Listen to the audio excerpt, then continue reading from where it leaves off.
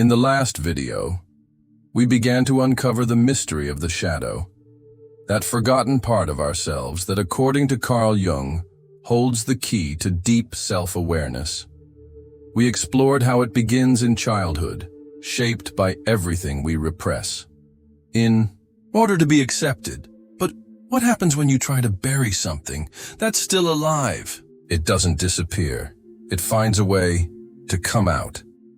And the shadow does show up, with or without your permission, in your gestures, your words, your silences, and in choices you can't even explain. So, how can you tell if your shadow is acting right now, influencing your reactions and decisions, without you even realizing it? Today, we're taking a decisive step on this journey of self-discovery. We're going to learn how to recognize the signs of the shadow in action, because it speaks, it expresses itself. And if you learn how to listen, you can finally begin to transform what once controlled you. And more than that, we're revealing the shadow archetypes living within you, powerful inner figures that often write the script of your life, while you think you're the one in control. Are you ready to look deeper?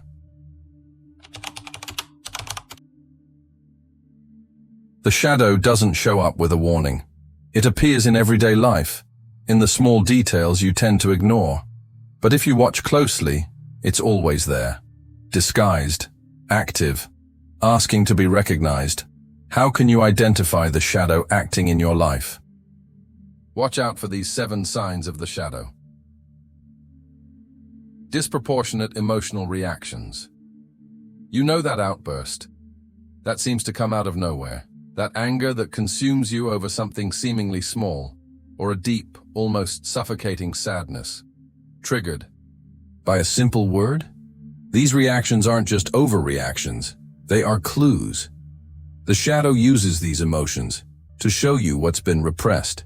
Maybe you never learned how to say no, and now you silently scream every time you feel invaded. Example: you lose control over someone who makes a minor mistake, but what really hurt wasn't the mistake, it was the feeling of being disrespected again. Persistent projections. Can't stand arrogant people. But curiously, you avoid even appearing confident. This is your shadow being projected. What you condemn in others is often what you have rejected in yourself. Jung said, "Everything that irritates us about others can lead us to a better understanding of ourselves." Projection is a mirror. Whoever annoys you reveals something about you. Chances are high you're projecting something you deny in yourself.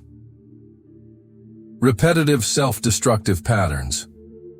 Always ending up in the same toxic types of relationships, procrastinating important projects, cycles that repeat, as if something inside you sabotages your own happiness.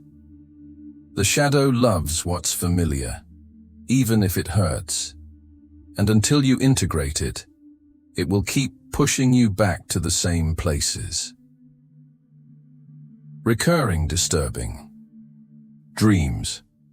Threatening figures, usually of the same sex, chasing or challenging you in dreams, are classic manifestations of the shadow.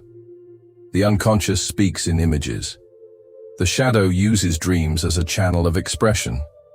Don't ignore what scares you. When you close your eyes, there lies what your soul is trying to show you.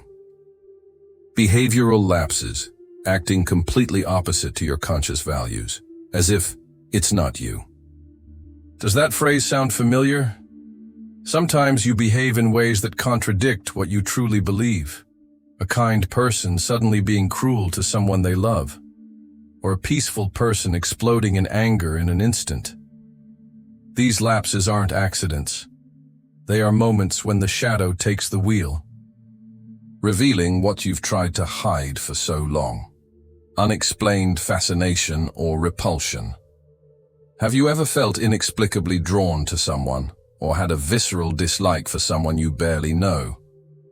These intense emotions whether positive or negative, can be the shadow reacting because it recognizes something you don't want to admit or secretly desire.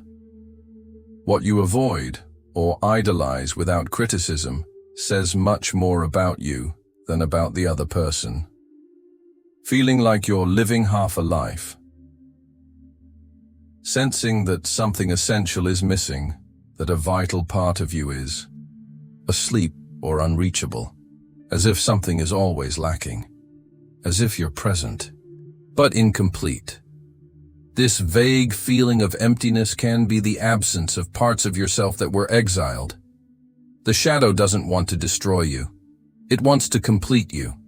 And when you feel disconnected, lost, or dimmed, it may just be a call to reconnect with everything you've denied. Drop a comment if you recognized one or more of these signs. Maybe your shadow is screaming for a space to be heard. But how exactly does it act? What are the inner voices that take over when you're not aware? That's where the shadow archetypes come in.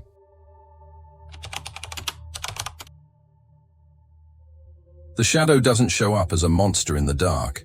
It comes with familiar faces, inner voices, characters living inside you, often running your life behind the scenes. These are the shadow archetypes, universal behavior patterns formed in childhood, in wounds, in repression. Let's get to know 4 very common shadow archetypes. The inner critic. You hear it when you think, I'm never good enough. Why do you always mess up? This is ridiculous. Don't even try. This archetype is the voice that judges, compares and sabotages through harsh demands. It often arises from trying to please, to be accepted. But today, it's become an emotional jailer. Symptoms? Paralyzing perfectionism. Chronic guilt. Difficulty recognizing achievements. Example, you finish something important, but instead of celebrating, you only see the flaws. When the critic is integrated, no longer ignored or hated, it transforms into something precious: discernment, ethics, clarity. It stops humiliating you and starts guiding you. The saboteur. You decide to change. You start excited. Things go well. Then, for no apparent reason, you give up or create a problem just when everything was going well. That's the saboteur. It fears the new, distrusts success, prefers familiar pain over risky freedom. It says, this won't work. You'll expose yourself too much. It's not for you. Symptoms? Chronic procrastination, giving up at the peak. Unconscious creation of obstacles. Example, you get an amazing job opportunity and forget to reply to the email. When welcomed, the saboteur becomes a strategist. It teaches you prudence, vision, and self-responsibility. The wounded child. This is the part of you still crying for what you never received. Affection, validation, safety. It lives in the past but feels in the present. The wounded child shows up when you feel too small facing life, when begging for affection or hiding out of fear of rejection. Symptoms? Victim mentality, emotional neediness, hypersensitivity.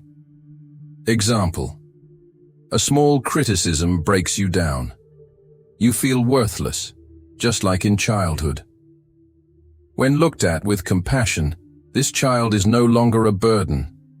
It becomes a source of empathy, sensitivity, authenticity. It restores your ability to feel genuinely. The shadow of power. This archetype can be scary.